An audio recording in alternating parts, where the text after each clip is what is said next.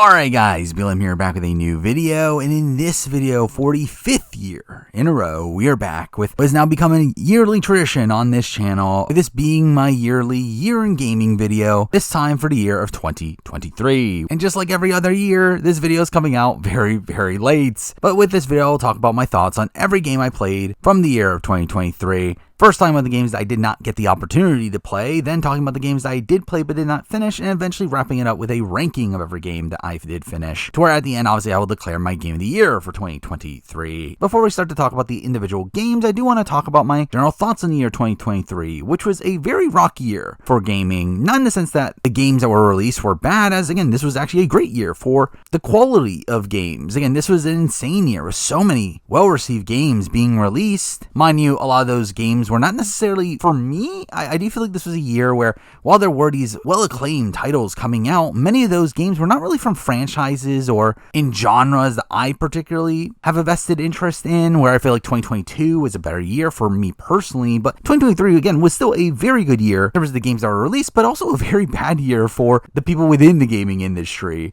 where, like, with the wide range of layoffs and studio closures and all that having transitioned us into 2024, which, again, so far seeming like a relatively weak year for gaming, it does kind of sour the year 2023, despite the fact that, again, there were so many great games released within that year. But as I said, again, the year 2023 ends up being a strange one for me personally. Again, 2022 had the release of A Plague Tale Requiem, God of War Ragnarok, Horizon Forbidden West, three of my most anticipated games coming into this generation of gaming, to where 2023 didn't really have as many of those titles, where while there definitely were a couple games here and there that I was very excited for, that we will get on to talk about, this kind of felt like a year that had a lot of games that I was kind of modestly interested in, but not really invested in. Through that, it ended up being a year where there are a lot of games I had the intention of wanting to play, and I just simply didn't get around to doing so, despite the fact that I own a lot of those games. Where, straight up, again, that is something that's definitely tainting my opinion of 2023, as well as the fact that, obviously, games have continuously gotten longer and longer as time goes on, yet I also, as time goes on, get less and less time to play games. So where, while I actually finished more games from this year than I have in any of the years I've done this video in the past, I also spent more time actually trying to play games this year, in the sense that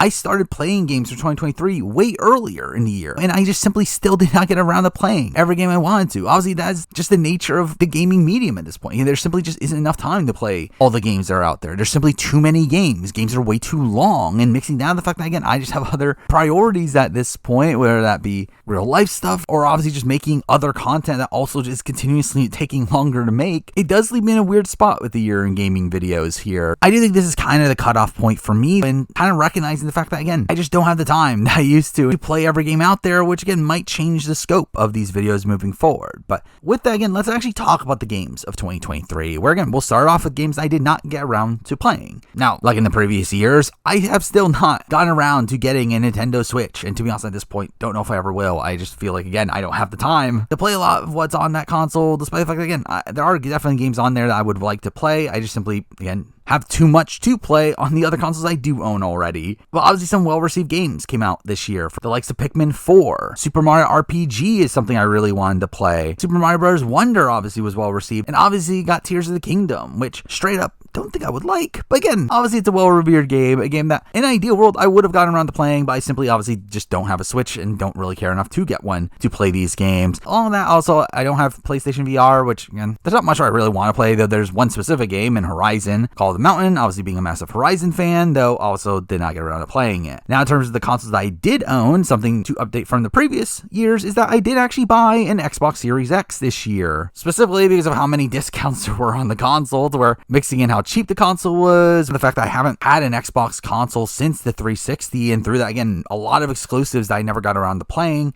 Well, also, again, obviously the accessibility of Game Pass, again, I thought this was the perfect time to buy an Xbox. Yeah, obviously I bought it towards the end of last year, meaning that I did not really have enough time to get around to playing many of the Xbox exclusive games that I wanted to play, or even the games that are in Game Pass that I want to play. To which all the games I'm about to be mentioning are games that I had access to on Xbox, but I just simply did not have the time to get around to playing. The first one being Atomic Heart. Again, PlayStation. I thought Atomic Heart looked really cool, which, I mean, at the end of the day, I heard it was pretty mid, but still, I did intend on actually playing this, but just never got around to it. Same thing with Dead Island 2, which again, Dead Island 2 I actually hear is pretty good. Now, to be fair, I didn't like Dead Island 1 when I played it back in the day, but again, I still thought Dead Island 2 would have been an interesting game to get around to playing, simply just did not have the time. Same thing with the Dead Space remake, which I actually bought on PlayStation before I even got an Xbox, and I still did not get around to play it. To be fair, if I had more time, this probably would have been the next game I did go out to play. And again, it's a relatively short game as well, but considering it's a remake, and I did play bits of the original to where I already have a sense of what I would think of this game, though, again, didn't feel like it was something I needed to actively go out of my way to play it in favor of some other games from the year. Also did not play Diablo 4, where I never played a Diablo game, but again, I heard mostly positive things about it, and it actually came with my Xbox. Yeah, I just never got around to playing it. Did not play Humanity, which is actually a game that just came out on Game Pass at the time of this recording, but it's also a game that I heard so many good things about. This is probably one of my biggest regrets of a game I did not get around to playing, as it seems like a really cool puzzle game, but sadly did not have the time to play it. Also did not get around to playing Immortals of Avium, which obviously I heard is very, very mid, yet again, still I think there seemed to be interesting concepts within the game that made me interested in playing it, but just simply did not have the time. Also did not have the time to play Redfall, which is obviously a game that got very bad reception, and again, I assume is bad, yet I did actually want to genuinely try it for myself, to where I actually did start a stream with the intention of playing it until I realized that you need an account to do so, and I hadn't set it up, to where I decided, screw it, I won't play it here, and just never went back to it. But again, I hear it's bad anyway, so I guess it's not a major loss. Also did not get around to playing Sea of Stars, a game that I genuinely really wanted to play. Again, this is one where, had this game been shorter, closer to the 10 to 15 hour mark, I probably would have actually played it, but with it being closer to like the 30 plus hour mark, I just never really found the time to get around to playing it. But again, I hear it's very good, and I'm actually disappointed that I never got around to playing it. A big game here, obviously one of the main selling points of getting an Xbox, I did not get around to playing Starfield, and I really wanted to. I mean, Starfield, even though it's a game that, again, I'm not a big Bethesda guy, I have no real attachment to Starfield, wasn't really that interested in it. So while it was, again, a boon in getting an Xbox to have, again, the ability to play Starfield on Game Pass, it was still not something I was that invested in, to where, considering how long the game was, again, I just didn't have the time to play it. And again, all those games I just mentioned are games that I have access to on Xbox that I just simply did not get around playing. And there's also other games I also still not get around playing that I want to play. Again, Armored Core 6 is a game that I hear is very, very good. And while it's not really my type of game, again, I don't feel like it's a game that I would actually love even if I did play it. Again, it's a game I did intend on playing that I did not get around to playing. Also was disappointed to not get around to playing Dredge, which was obviously a game that got nominated for a lot of indie awards, and I hear is very, very good. Did not have the time to play it. Also did not play the likes of Mortal Kombat 1 or Street Fighter 6, two fighting games that both were well received, and I did at least want to try to play them, at least for their campaigns, yet just never got around to it. Also did not get around to playing Octopath Traveler 2, which is actually a game I bought relatively early on in the year,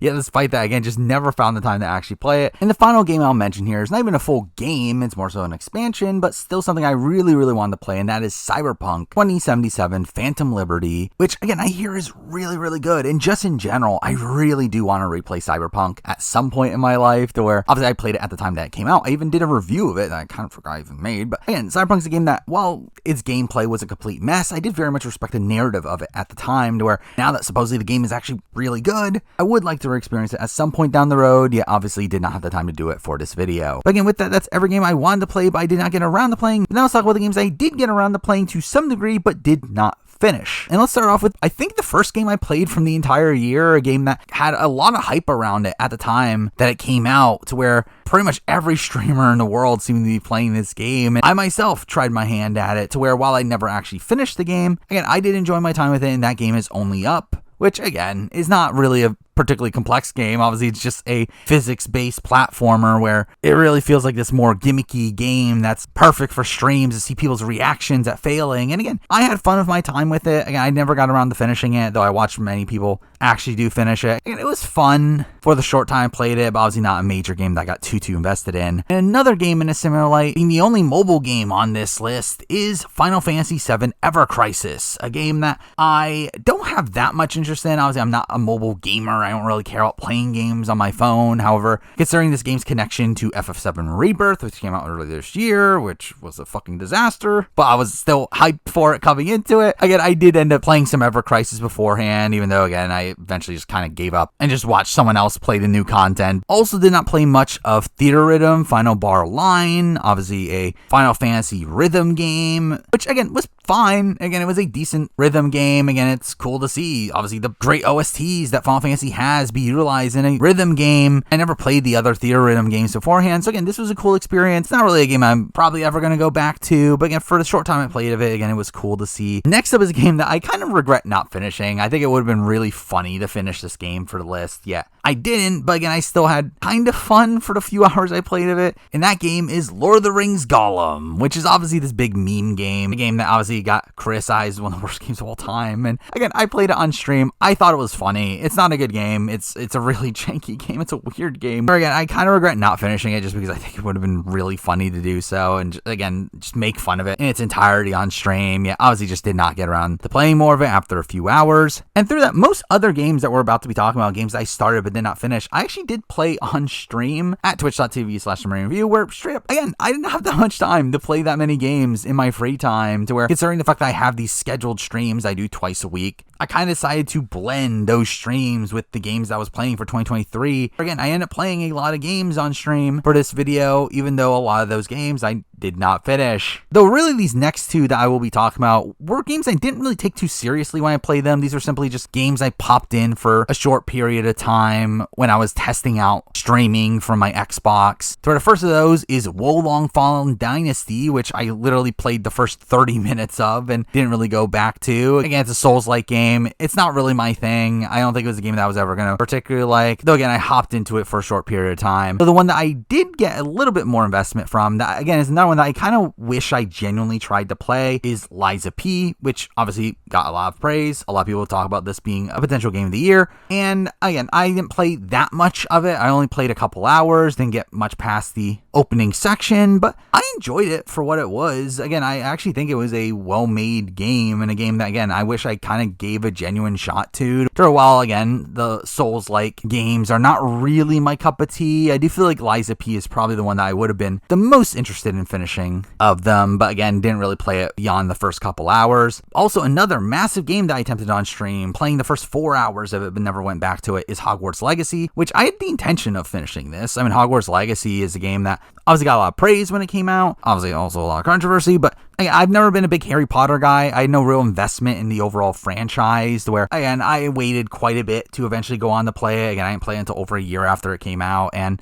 again, I played the first 4 hours, kind of bored me. I mean, to be honest, I felt like a lot of it just felt kind of Ubisoft-y, but just within the Harry Potter universe, to where, again, it wasn't really my cup of tea. I don't really regret dropping the game. I don't really feel like it's a game that I would have actually enjoyed even if I played more of it. I just don't feel like it's a game that really is for me. Next up, another game that, again, I played for one single stream, never went back to. A game that I was actually kind of hyped to play and was kind of disappointed I didn't really get that deep into it, and that is Bomb Rush Cyberpunk, which is, again, an indie game, not very well known, but it's a game that's very much inspired by Jet Set Radio, which, while it's a series that I never really got into, is a series that I always wanted to play. And again, playing a game that is supposed to be like a modern Jet Set Radio game, again, felt like a cool prospect. And again, I really only played like 3 hours of it, never went back to it. Really only about an hour and a half of it was genuinely playing the game. The rest of it was more so just free skating around as I talked about random stuff. Again, I sadly was not able to get that invested in the game, which, again, I don't really blame the game for. I think it was more so just a consequence of trying to play it on stream, where I'm obviously more preoccupied with keeping up with chat and talking about current events, to where because of that, it became hard to get invested in the game. The similar thing goes for the next game, which is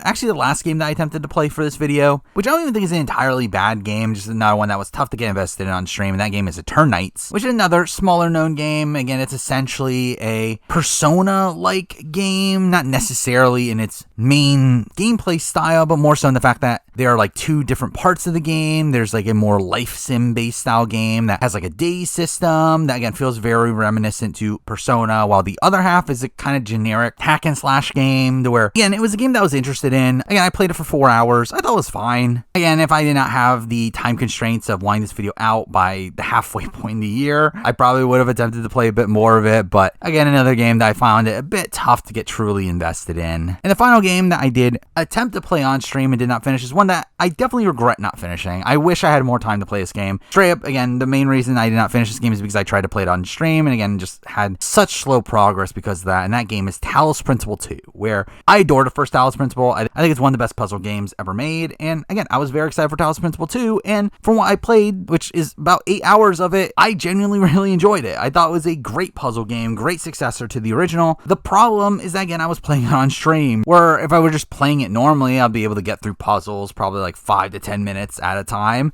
Because I was playing on stream, each puzzle would take like 30 minutes. Because I would just get sidetracked and talk about other things, and through that, this game just taking way too long. Again, it took me 8 hours to get through what seemed to be the first like 10th of the game.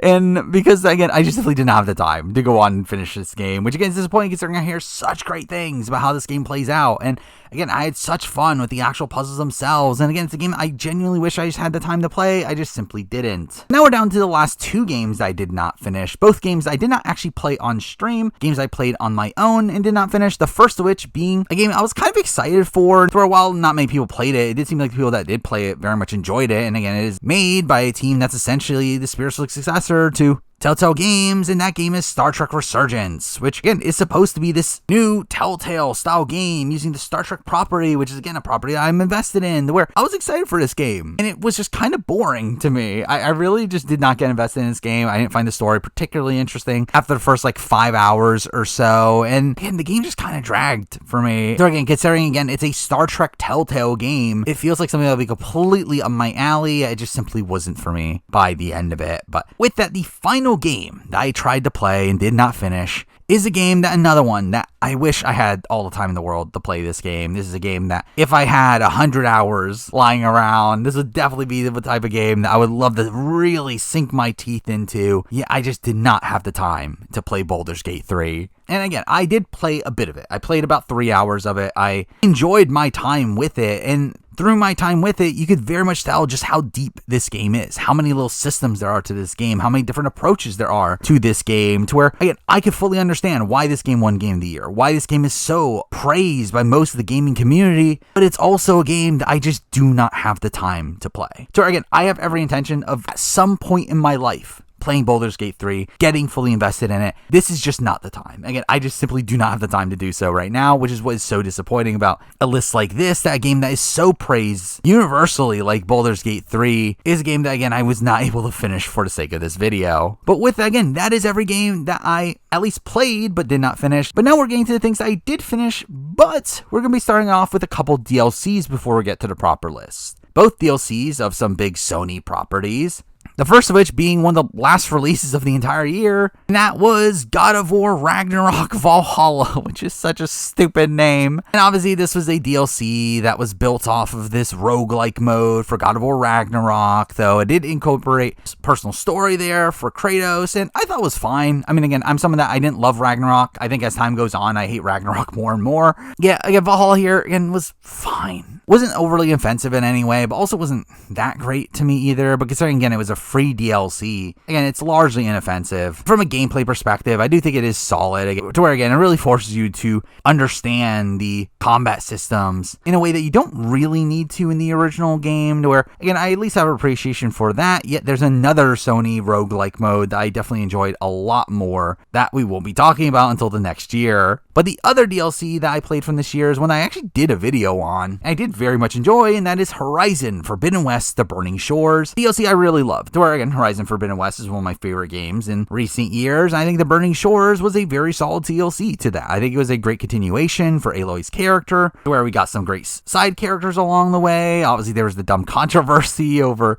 Aloy being a lesbian. All that was really stupid. To where, again, I generally love Burning Shores. Again, is it up there with like some of the best DLCs ever made? Probably not, but it was a largely enjoyable experience and nice setup to what will eventually be the third entry in the series, with the final fight in the game being one that's pretty insane in scale. We're just seeing that be a reality really makes me excited for what they could potentially do in Horizon 3, to where, again, overall, a largely enjoyable experience. But now we're on to the games that I actually did play and finish in their entirety, which, again, we will be ranking all of them, to where, again, it will lead up to my eventual Game of the Year at the very end, where here we do have 23 games to rank, again, more than any previous year, which again is pretty insane considering just how many other games I wanted to play and did not get around to. But again, let's start off the ranking. At number 23, the worst game that I played and finished is a game that was just so underwhelming, a game that I was so disappointed by, and that game is The Expanse, a Telltale series, which obviously is the new Telltale's first game since they reformed. And again, it sucks, which is so sad to see, and definitely makes me worried for future projects. This just felt like a pretty soulless Telltale game, where, truth be told, again, I'm not really connected to the Expanse franchise, and really didn't have much interest in the overall narrative of the game, yeah, even from just the basic tenets of Telltale games, and them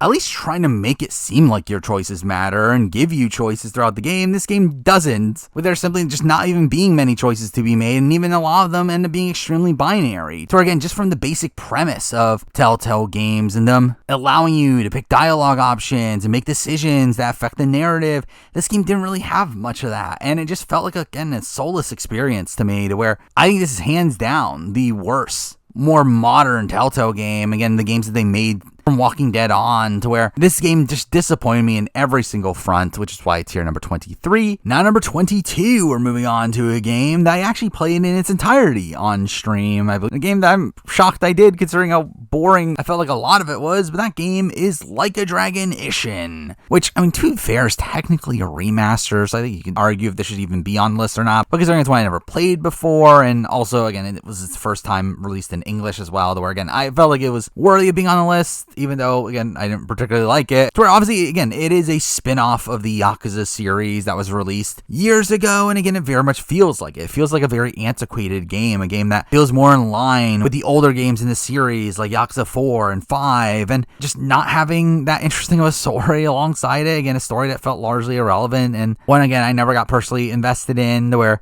mixing that and the fact that, again, just the gameplay of it all was just pretty mundane to me. Again, I just found myself bored through this game, though again, I finished it. Again, it was just kind of an easy game to have in the background as I talked about Survivor, but again, still a game that I never was truly invested in. And considering it's, again, kind of bloated runtime of over 20 hours, it's something that if I were not streaming it, I think there's no way I would have finished this game, considering how bored I was through a lot of it, to where, again, it lands here number 22. Now, number 21, we're moving on to a game that I actually don't dislike. I mean, it's a game that I think there definitely are things to praise from this game, even though at the end of the day it comes off as pretty lackluster, and that game is Fort Solis, a game that was very much promoted as this big cinematic game that stars Troy Baker and Roger Clark, obviously two massive voice actors in the gaming landscape, to where, again, this felt like a game that had potential, only for it to just be kind of okay, where really a lot of the game is you just exploring an abandoned space station. And while, again, there is some tension from that at points, and I think thematically this game does have a somewhat focused story, I do feel like it's still one that was not particularly interesting in game format. I do feel like it being, again, a pretty short game, running about 3-ish hours, and a lot of it just being you walking around a space station on your own. It was just kind of mundane to me, to where, while I do think there are good aspects to this game for sure, particularly in its thematic storytelling, I just simply did not feel like it was enough to really escalate it on the list here. So again, for me, it's here number 21. Now, number 20, we're moving on to a game that got a lot of flack when it came out, and justly so. Again, having played it, obviously it's relatively low in this list. Yeah, I think there are things to praise from it as well, and that game is Forspoken. And again, I actually liked aspects of Forspoken. I do think it's a game that, while it is very janky, and again, it's not particularly good, with some very cringy dialogue and kind of a sluggish story at the beginning, kind of a soulless open world at first, I do feel like by the back portion of the game, I did start to get a little bit more invested in it. I do feel like there are some interesting twists in this story, and I felt like the combat got a bit better towards the end, to where really, again, I feel like it's a game that did grow on me over time, to where, while, again, initially I do feel like it very much came off as a massive mess of a game, I think in the final few hours I actually thought it was becoming a pretty competent game. But again, the fact that a lot of the game is a complete mess, both from a narrative and gameplay perspective, it was enough for me to land it here number 20. Now number 19, and here we have two games in a row that we're going to be talking about that are both very narrative-focused games that don't have much gameplay involved, are pretty much solely focused around the story, and within that have interesting concepts, though really don't stick the landing. And at 19, we're starting that off with Harmony: The Fall of Reverie, a game that, again, I normally would not have bothered playing. However, an interesting note from this game is the fact that it is developed by Don't Nod, obviously the developers behind Life is Strange, and again, I did want to do a Don't Nod game ranking all their games at some point down the road, so I was like, screw it, let's play Harmony: Fall of Reverie now for the sake of the 2023 video, and it was fine. I do think narratively it's kind of a mess. I do think it has an interesting premise to start, and there are interesting aspects of its gameplay, and the fact that really, again, the entirety of this game are essentially you making these choices. You are given this massive chart that essentially represents this game's story, and through making choices, you are given different crystals and open up different paths. You have to utilize those crystals, and again, there was this interesting dynamic in how you played through the story, through the choices you made. So again, I thought that was actually an interesting dynamic of this game. The issue is I think the narrative just completely goes off the rails. I think in the back third of this game, I just felt like this story was pretty incomprehensible at that point. Again, I feel like it just kind of lost all momentum in the back third of the game, where again, I felt like it was pretty interesting to start, and again, there's some interesting gameplay mechanics there from the level of choice that you have and how the game plays out, yet the base narrative itself is simply just not good enough to really support the entire game, and that is why it's here number 19. Now number 18, moving on to, again, another narrative-focused game, one that I was actually pretty excited for. I mean, this is one that had been announced years ago. I remember it looking like a game that can match something like a Life is Strange, and it came out, and again, it got decent enough reviews, but I feel like no one talked about it. So again, I gave it a shot myself, and that game is Goodbye Volcano High, a game that is this weird coming-of-age story where you play as dinosaurs. Now, obviously, a major theme of this game is it tackling a lot of LGBT-related themes, and again, from that point of view, I can very much respect this game. Again, I do feel like it's a game that I've been part of that community. I feel like there definitely could have been this more attachment to this game, to how it handles those themes, but again, I didn't really end up connecting to the narrative as a whole, and outside of those aspects of its story, it largely came off as a more tropey coming-of-age story, to where, again, it never really hit the high highs of like Life is Strange, as I was hoping it would, to where, again, it kind of ends up being a pretty average narrative game here, again, focusing around a coming-of-age story, which, again, is solid. It's not a bad game, but it's one that just never really excelled into being one I had that much invested in, to where that's why it's here, number 18. Now, number 17, we're moving on to a game that is radically different. We're going from a game that tackles, again, pretty serious themes, is a purely narrative-focused game, into a game that's the antithesis of that. Probably the dumbest game I played all year, yet a game I still enjoyed nonetheless, and that game is Survivor Castaway Island, which is obviously a game related to Survivor, obviously one of the main topics on this channel. Obviously a show I have a massive investment in, to where we got a game version of it. Is it good? Not really, but I actually had fun playing it. Again, I've played around 15 hours of it. I've played through multiple seasons of it. Again, I've done a formal video on the channel about it. I've also played it multiple times on stream. Again, I do enjoy Survivor Castaway Island. Now, again, is it good? No, it's not. It's actually really bad. It feels like a game that doesn't really understand the nuances of Survivor. But again, I think there is still some intrigue from trying to figure out how to utilize the social dynamics in the game to navigate through the game. There were, well, again, it's essentially you playing against a whole bunch of AI. I still found some intrigue from that. For a while, the challenges themselves suck, and again, there's a lot of randomness involved in the game. I did find myself enjoying portions of the game, which again is why, despite how bad this game is, I did put it this high on the list here, number 17. Now, number 16, we're moving back to a more narrative-focused game. A game I actually thought was genuinely good, and one that I was shocked was as good, considering this was literally a free game, and one that was kind of made as a joke. And that game is The Murder of Sonic the Hedgehog, a game that sure I would not have played had it not been for the recommendation of Sorquel from my Twitch chat, to where, again, it ends up being a genuinely good game. Again, it is a visual novel, obviously, where you're trying to solve this murder mystery revolving around Sonic and his friends. Again, it's a fun game. So again, obviously, I'm not a massive Sonic guy, to where I'm sure there's references that completely went over my head. But again, just when looking at it as just a visual novel game and a game that focuses around a mystery, I thought it did its job pretty effectively here, where again, I was pretty invested in it for its entirety of it. Again, it's a pretty short game, has a really short runtime. Yet again, I felt like in that time, I did get a lot of enjoyment from this game. Again, somehow more enjoyment than I got from the likes of Goodbye Volcano High and Harmony, that were these more full-fledged games. So where, again, Mirrors of Sonic the Hedgehog is a surprisingly decent game, which is why it's here number 16. Now, number 15, we're moving on to a game that continues on with this stretch of indie-style titles, with this one being a pretty high-profile one that won some pretty big awards, and one that, again, I thought was an interesting game, and that game is Tchia, which is a very weird game here. I mean, it's one that obviously does have a lot of cultural significance, being heavily inspired by the culture from New Caledonia, the Pacific Nation, which again adds this personal touch to this game that, again,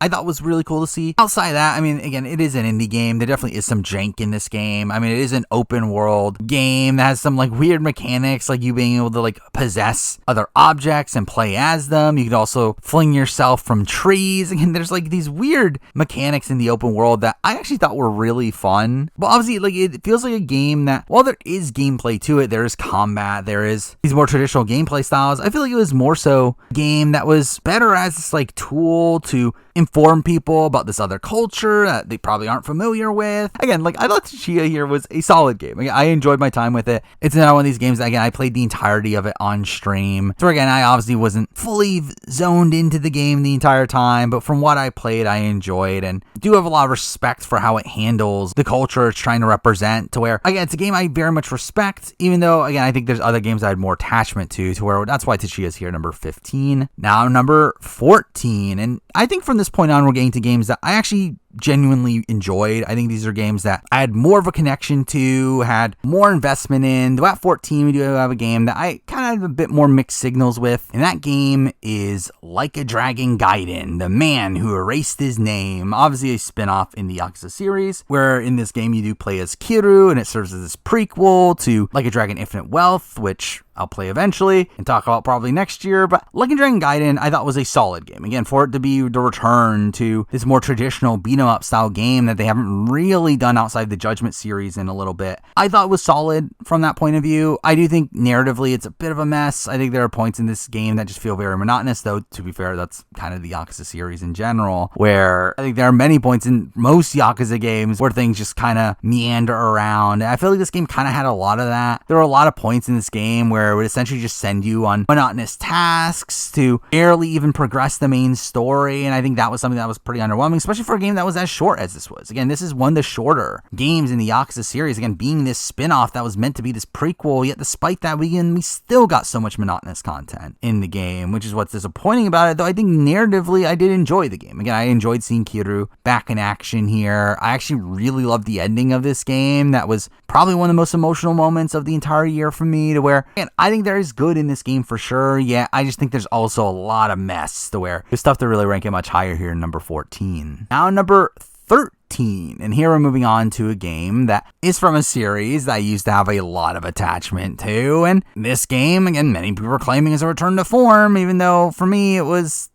kind of okay. And that game is Assassin's Creed Mirage. And again, Mirage was fine. I mean, being an old school Assassin's Creed fan and really having grown a lot of appreciation for the original game, obviously this is a game that is supposed to mirror that of the original game, and to me it doesn't really. I think it more so feels more reminiscent to a lot of the earlier games from the engine that this game was built on. Again, games like Assassin's Creed Unity. I feel like that is more so a game I see the comparisons to than something like AC1, outside of obviously just the setting being Middle Eastern. But again, like the fact that there was a little bit more focus on parkour and there were more stealth elements added to the game was cool. Though again, I do think the lack of social stealth in the game was still something that was very underwhelming. I also feel like narratively, the game really didn't do much for me, to where Basim as a character is one that I just don't find particularly interesting, and his entire arc around him having to accept that he's Loki is still so stupid in the supposed return to form from Assassin's Creed. But again, like, I still feel like Mirage, again, there are good aspects to the game. Again, that's why it's this high. Again, there is more of a focus on parkour. Again, there is more focus on stealth than there are in obviously the RPG games, but it's still not good enough for me. It's simply just fine. It's a passable game, which which is why it's here number 13. At number 12, and at number 12, moving on to a game that I have conflicted opinions on. Is a game that narratively really did not do much for me, despite it coming from a series that I do very much love. Narratively, I just felt like it was kind of bland. However, gameplay-wise, I actually thought it was really fun and a fun shake-up to the traditional formula that the series has, and that game is Persona 5 Tactica. Again,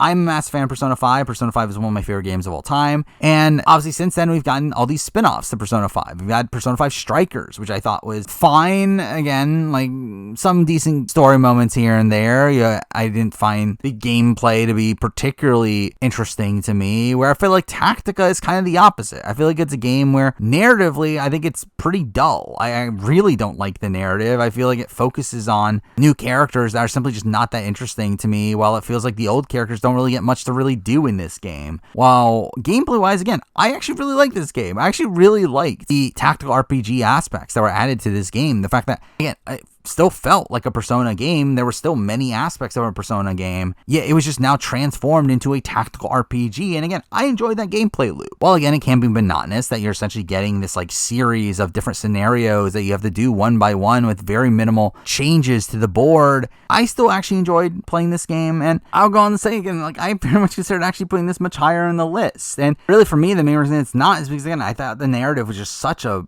bore and not really what I would want from a Persona 5 spinoff, to where that's kind of what detracted from it for me. But again, I thought gameplay wise, it's actually a game that I very much enjoyed, which is why it's here number 12. Now number 11, and now we're getting to a series of indie games here all in a row, all very solid indie games, yet still games that were on a bit of a smaller scale than some of the games towards the top of the list, which kind of left them behind here. And at number 11, we're starting it off with a game that is a sequel to a game that I also very much enjoyed, though I think I enjoyed the second game here a bit more, and that game is Oxenfree 2 Lost Signals. Again, a very solid narrative-based game here, one that, again, takes what the original Oxenfree did, but then expands upon it, being able to do this nice medium of telling its own new story that can be enjoyed by a new audience, but also still having connections to the original game that you increasingly pick up on as the game goes on. And again, I thought this was a pretty good game narratively. I really enjoyed the base narrative of this game. Now, I will say the gameplay loop of the game is not particularly interesting, where obviously the entire game is essentially a side scroller where you're going from place to place as the narrative goes along, yet through that there ends up being points where you have to backtrack quite a bit, and it's simply you just walking across the screen. Again, that's not particularly interesting. Yeah, again, I felt like the narrative as a whole in this game though was very solid, even though again I think there are other narratives across the year I think were stronger. Again, I thought Oxenfree 2 did exactly what it needed to do. Again, a very solid sequel to the original game, and that's why it's here number 11. Now number 10, and at number 10 we have a game that I really wish I could put higher. I think this is a game that I just really personally connected to. I mean, it has themes that just very much resonate with me, and through that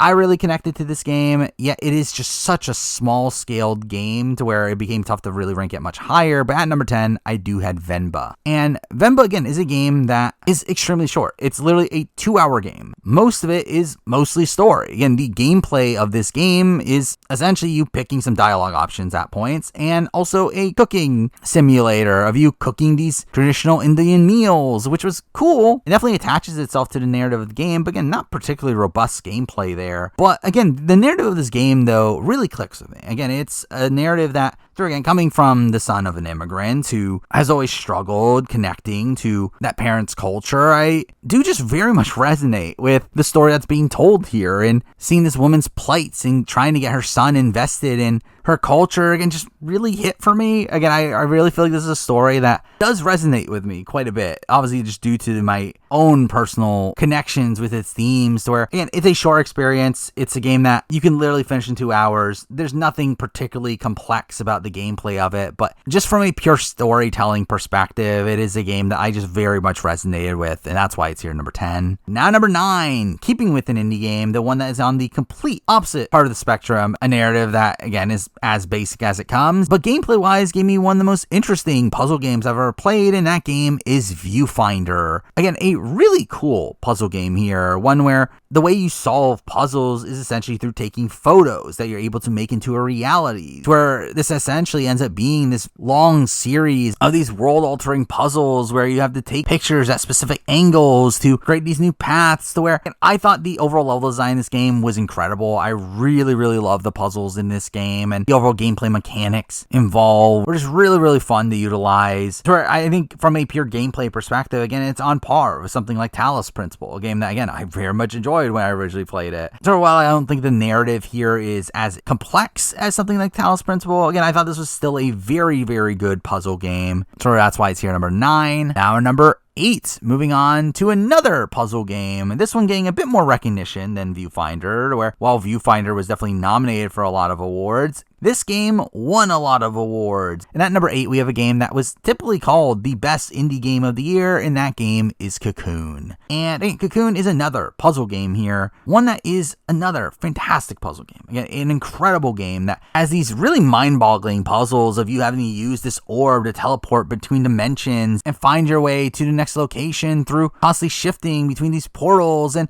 again, the overall puzzle design here as well was very, very cool to see. Again, essentially getting to the point where you're going within a portal, within a portal, within a portal, within a portal. And again, just the complexity of the puzzles by the end is just pure insanity. And even beyond that, again, there's more gameplay to just the puzzles, where there's actually just full-blown boss battles in this game. To where, again, while not the most complex fights in the world, I think it added to the scale of the game. To where, again, to me, this felt like a step up from the likes of Viewfinder. Again, that kind of evolves from a more traditional puzzle game into a game that, again, I fully understand why this is winning all these awards for being the best indie game. Again, I think this is an incredible puzzle game, one that, again, perfectly fits at the top of this sub-tier of the list of these more very well-made indie games. Again, that's why Cocoon lands here at number 8. Now number 7, and from this point on, outside of one specific entry, I mean, these are pretty big titles from the year. I mean, these are kind of the more typical games that you would expect to be towards the top of my list. Again, games that are these like grander single-player experiences that have some narrative focus within it. And with this group, we're starting it off at number 7 with Star Wars Jedi Survivor, which is a game that I'm very conflicted on. I feel like it's a game that there is a lot of good in this game. I think from a narrative perspective, it really one-ups Fallen Order in most given ways. I do think the character of Cal Kestis becomes a lot more complex through this game. I do think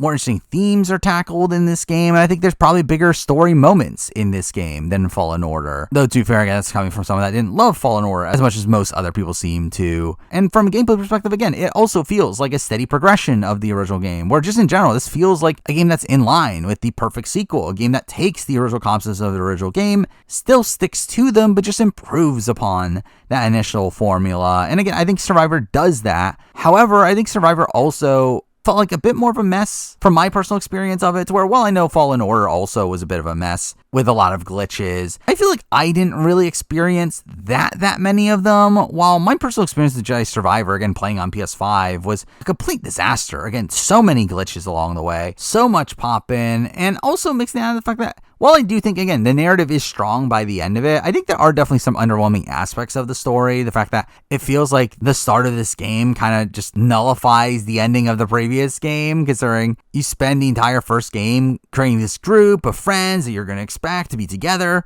for this game, only for you to find out at the very beginning that no, they're already broken up, which was all very strange. Where, again, I feel like this game is a mixed bag to me. I think there are definitely good aspects of this game. I do think, again, as a sequel, it is a very strong sequel. It does everything you would want a sequel to do. Yet, again, at the end of the day, I didn't love Fallen Order. It's not really my favorite game in the world. And again, I still think there are disappointments within this game as well. To where, again, there's pros, there's cons. It lands here number 7. Now, number 6, we're moving on to a game that is the only Xbox Studios game that I played of the year. Again, despite the fact that I had an Xbox for a decent amount of time. But it's a game that I really loved. It's a game that most people really loved. And it makes the entire current situation around this game even stranger, but that game is Hi-Fi Rush. And Hi-Fi Rush was a great game. I thought this was a game that really excelled my expectations, where even after it came out and it got extremely good reviews, even I did not think I would like it as much as I did. To where, while, narratively it's good, it's not really anything that really blew my socks off. I do feel like from a gameplay perspective, I really enjoyed it. Again, having this combat system that's based around these like music rhythm aspects of the game, I thought was really interesting to see. And I think they really tie that to the narrative of the game really well as well. Where, while again, I think the narrative as a whole was just kind of fine for me, I really did enjoy this group of characters to the point where I came out of this game being excited for a sequel that we'll probably not get at this point. To where I thought this was a very well made game. A game that I thought was a pretty strong, consistent ride through and through. And while it doesn't really reach the high highs of the next few games we'll be talking about, it still was a pretty solid experience, which is why it's here number 6. Now, number 5, we're moving on to a game that I did debate on if it should be on this list or not, as this is a game that is a remake of a game that I did play back in the day and did enjoy back in the day. And it's also a remake that I do question if it's different enough to be one that I wouldn't put on the list, but I said, screw it, I'm going to put it on anyway. At number 5, I do have Resident Evil 4 Remake, which, again, at the end of the day, I don't think it's that different from the original. Obviously, it improves upon things. There's definitely some quality of life changes. Obviously, graphically and gameplay-wise, it's updated to the modern day. But as a whole, like, I don't feel like this experience is significantly better than the original. To the point where, again, I very much debated if this should be on the list or not. The reason I did include this on the list is because even though I did play RE4 when I was younger, I barely remembered it at this point, to where I still feel like my experience of most of this game was as if I was playing the game for the first time, to where, again, I felt it was fine to put it on the list. And again, RE4 Remake is, again, very good. Again, it's a very nice, polished game. Really exceeds a lot of things that the original RE4 did. Again, it's a pretty cinematic game. It also effectively uses like a third-person shooter mechanic and tells a pretty interesting story alongside it. Still keeps a lot of the core Resident Evil gameplay that you would expect. Though, I think something that I do come out of this game a bit more negative on than what I did when I originally played this game back in the day is the fact that I do question if this needed to be a Resident Evil game, especially a mainline game, where I do think there is a bit of a tonal shift between this game and REs 2 and 3, which were obviously a lot more horror focused. For this game, I feel like you very rarely feel scared. Or outside of a specific section towards the end of the game, I do feel like most of this game feels very action-y. It feels like a bit of a departure from what the initial concept of the series was meant to be. Where, as someone that, again, as time goes on, I very much do respect these more focused experiences that really embrace the original identity of a series, again, largely relating back to the original Assassin's Creed. I do feel like that is something that kind of bothers me a bit with RE4. Yeah, I still do very much enjoy the game. I still think RE4 is a solid game in the grand scheme of things. Yeah, I do feel like when comparing it to the other RE games, it does feel like a bit of a departure. And obviously, I think a reason why the Resident Evil series kind of went on this downward slump until the release of RE7, to where, again, RE4 is still a very, very well-made game. I still do very much enjoy the game. Yeah, I do have these little qualms with it that leave it here at number 5. Now, number 4. And at number 4, we're moving on to a game that is the last indie game on this list. A game that really impressed me in almost every single way. A game that I came into this game expecting it to be good, but I didn't expect it to be this good, where I just genuinely loved pretty much everything about this game. And that game is Jusant, which is another game developed by Don't Nod. Again, developers of Life is Strange, and this is a game that, again, I just truly adore. I mean, it has such a basic premise in the fact that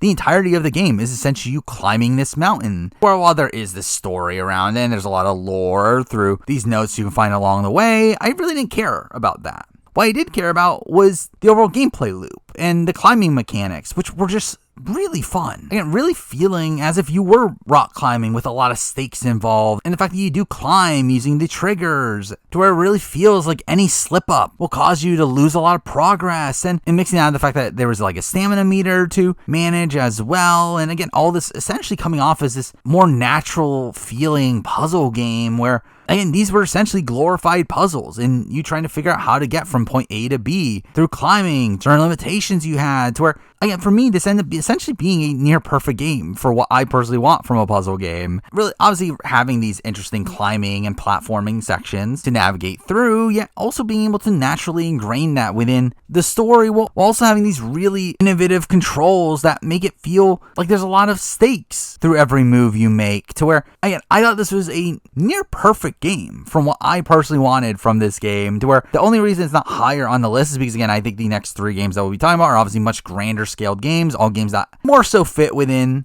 the type of games I generally want from the gaming medium. Again, these more AAA games with a narrative focus. Yeah, I feel like for the type of game that Jusant is, I think it is a near flawless game, and that is the reason why it's here number 4. Now number 3, and here we're moving on to a game that I do feel kind of conflicted on nowadays. I was very high on this game when it came out. It is a game that I did do a review for, and in that review, I was very positive on this game. And while I do think I'm still more positive than some of the more negative thoughts I've heard of this game, I do feel like I do kind of a tinge more negative than what I was when I finished the game. Yeah, it's still a game that I did very much enjoy, and that game is Marvel's Spider-Man 2. Now, again, I really enjoyed Spider-Man 2. I really just enjoy the general gameplay loop of the Spider-Man games. I do think it's a game that, while, again, I've become very jaded with these, like, open world games with the very checklist style game design, I do feel like Spider-Man, for some reason, is a game that I just don't care about that. It's the game that, despite those things, I just genuinely enjoy checking things off the list and doing a lot of the side content, and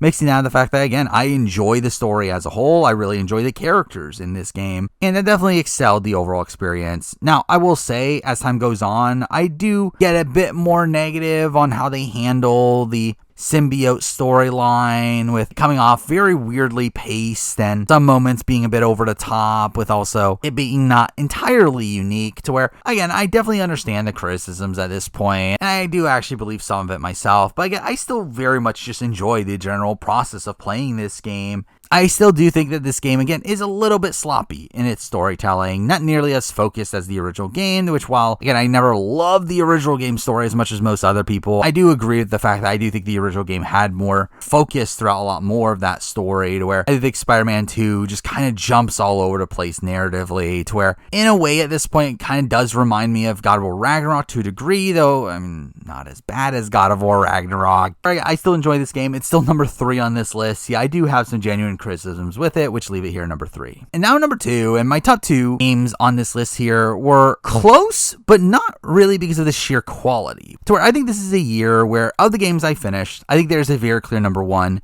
quality-wise. I think there is a game that is a near masterpiece that we will proceed to talk about, yet it is a game that I don't have that much personal connection to. Where I feel like the game that we're about to be talking about is a game I do have more of a connection to, even though I do think it is also a very flawed game, and a more flawed game. To where, again, I think that led to this bit of a debate between these two entries here. Yeah, at number 2, I'm going to go with the game that, again, I played the most out of this year. This is my most played game of the year. It is a game I actually played multiple times, and it's a game that, again, I do very much enjoy, yet I just feel like it is still a very flawed game, and that game is Final Fantasy 16. And Final Fantasy 16 is a game that I just really connected to. Again, I think narratively, I really love this game. While I do have pacing issues with it for sure, I think the middle of the game kind of drags on a bit too long, with it feeling like we're kind of meandering around at a point. I still feel like the game as a whole is one that I really love. I really love the character of Clive and his overall arc in the game. I do really love the kind of mix of these like Game of Thrones style aspects to the story with these more over-the-top shonen aspects to the story. I mean, the boss battles in this fight are genuinely insane. Some of the most impressive feats I've seen in modern gaming, to where, again, some of the moments that you get from these grander boss battles are always going to stick to my mind. Yet, I do qualm with this game as a Final Fantasy game. I mean, kind of in relation to how I felt about RE4 in comparison to the likes of RE2 and 3. I do think Final Fantasy 16 here, in comparison to the previous entries, does feel very strange. Where, again, like, while obviously Final Fantasy has always been a series that has been an RPG, and while, again, it's shifted from like turn-based to action, I do feel like this is a game that I don't even know if you can really say it is an RPG. I mean, even though, again, it technically is, it feels like a very shallow one at that. Where this is a game that actually feels more so just like a generic action game that just so happens to be a Final Fantasy game, to where I think there's a lot more commonalities between this and something like Devil May Cry than there is to this and something like Final Fantasy VII. So we're mixing that in with the fact that, again, there's no party system. You also don't really focus on a lot of the side characters outside of their connection to Clive, where, again, this is a game that is a very Clive-focused game in a series where Final Fantasy typically likes to have you invested in the party members. I feel like that's something that Final Fantasy 16 kind of fails at, where I feel like the only character in this game that I was truly invested in was Clive. And again, I adore Clive as a character. I think his overall arc in this game is incredible, and I love the ending point to his story. Again, it doesn't feel very Final Fantasy-y, to where again, I do understand the qualms with that. I don't think this is a particularly good Final Fantasy game. Yeah, I think as a game as a whole, it is a game that is perfectly suited to what I personally want from the gaming medium. Again, it is a mostly well-told story. Again, definitely some pacing issues at points, but again, a game that has some really solid, realized themes, maybe a bit over the top at points, but also a game, again, with a great character arc. Also a game that has fun gameplay and some great gameplay moments. Where, again, while that gameplay isn't necessarily Final Fantasy gameplay, I think it is still fun gameplay. I did enjoy the combat system in this game. I did enjoy the more semi-open gameplay style of this game. To where, again, Final Fantasy 16 to me is essentially a game made for me. Again, this is exactly what I personally want from the gaming medium. It is the type of game that I really connect with. Yet, I think it is still a very flawed experience despite that. Again, I think there are still these fundamental issues with this game, both in terms of its connection to the Final Fantasy series, but also just in general as a piece of storytelling, and again, as a RPG that, again, harms it a bit, to where, despite me having more personal connection to this game, I do feel like the number one entry on this list is a near masterpiece, which is why I do have to leave Final Fantasy 16 here at number 2. Now number 1, the number 1 game of 2023, my game of the year for 2023. Again, a game that is a pretty near masterpiece. That game is Alan Wake 2. And Alan Wake 2, again, is a game that I did do a lot of setup leading up to playing Alan Wake 2. Again, I am someone that I played the original Alan Wake as a kid, and I very much enjoyed it. Yeah, I haven't touched the series since. So in the lead up to playing Alan Wake 2, I did play the original Alan Wake once again. I played all the DLCs. I played American Nightmare, and I played Control and its DLCs. So where, again, it really felt like this long journey leading up to Alan Wake 2. And again, Alan Wake 2 did not disappoint. Alan Wake 2, again, is a masterpiece. I think Alan Wake 2 really transforms the gaming medium in a way that is just so impressive to me. It really is a game that has this like focused cinematic story being told, but also in a way that has it remembering that it's still a video game, where I think that is something that's kind of lost at points in the current gaming medium, to where, to me, the best games that are out there are ones that are able to blend its gameplay with its story and use it in a transformative way to connect you to things in ways that can't be done in other forms of media. To where I feel like there are a lot of games nowadays that simply just take the more basic approach and simply just telling you a story without really doing it in a way that feels like it needs to be in a video game. Which is, again, why I think as time goes on, I grow more and more respect for something like The Last of Us 2, a story that I think primarily works because it is a video game. Again, Alan Wake 2 is a game like that. Again, a story that I think only works as a video game. I don't think Alan Wake 2 is a story that can be told in any other medium,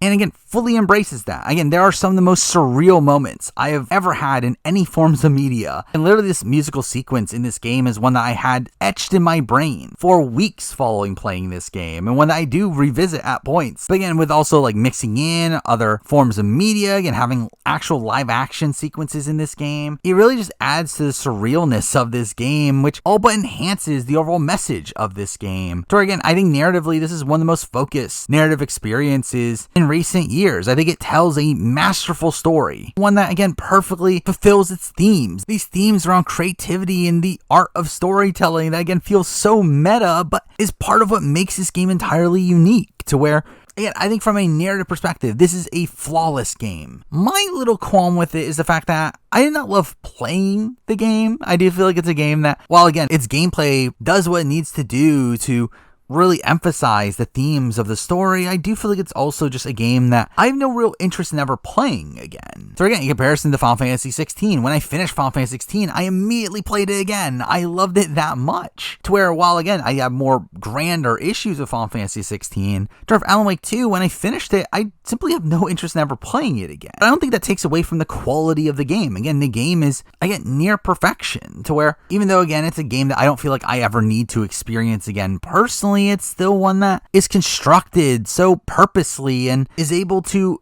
execute on everything it tries to do so effectively, to where, again, I do think this is genuinely a masterpiece in the video game medium, to where, while it's not a game that I personally connect to as much as Final Fantasy 16 or really many of the other previous Game of the Years for me, it's a game that I do very much recognize the brilliance in what it's able to do, to where, again, because of that, it is my number one game of 2023, my Game of the Year for 2023. But with that, again, that is my 2023 year in gaming video, talking about every game I have played from the year of 2023. Now, moving forward, again, I am unsure about what I'm going to do next year when it comes to the year in gaming video. So again, I'm debating over two different approaches. I do think there's either the path where, again, I just still do the year in gaming videos and just, again, probably do them on a bit smaller of a scale, not necessarily try to play a billion games. Or the other approach is not really make it about the games that came out in 2024, and instead make it a video about the games I played in 2024. Which, again, I think these are two different approaches that I haven't fully solidified on which exactly I'm going to do for following year yet. I'll definitely do some video in 2024 based around the games I played from 2024. It's just a matter of which approach I end up going with, which, again, I'm still unsure about at this point. But again, I don't really feel like making the video in the way that I did it this year and trying to play so much and even then failing to even play as much as I wanted to is, again, a format that is particularly effective, to where, again, I do think there are going to need to be changes for this style of video down the road, but again, we'll figure it out when it comes. But again, with that, those are my thoughts on the games from 2023.